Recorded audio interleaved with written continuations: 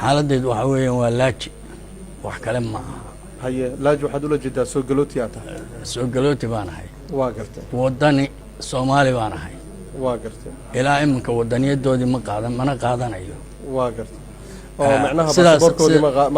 ma qaadan Kenya baan haystaa waa gartay kii Soomaaliya wata Axmed waxaad inoogaga warantaa sababaha aad ku diiday in baasaboorkii wadankii aad ku noolayd muddo 20 sano ka badan maxay tahay waxa weeyaan waxaan jinsiyadeedan horta jecelahay waa gartay jinsiyad kale inaan ku darana ma doonayo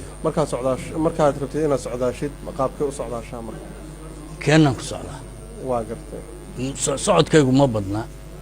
laakiin marka aan socdo Keenan ku socdaa hadda waxaad ku sugan tahay wadanka Belgiumka waxaana aad ii sheegtay inaad diiday dhalashadii wadankan Belgiumka sidee hadda xaaladda Soomaaliya u aragtay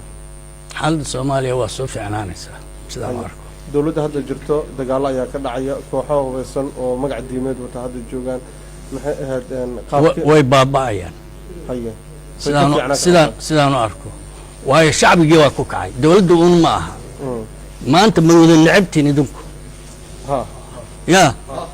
mar haddii shacbigii nacay ma socon karaan anigu waxaan isu haystaa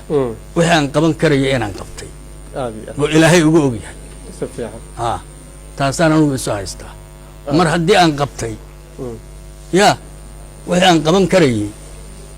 intii aan joogay maxaa laga rabaa waa tahay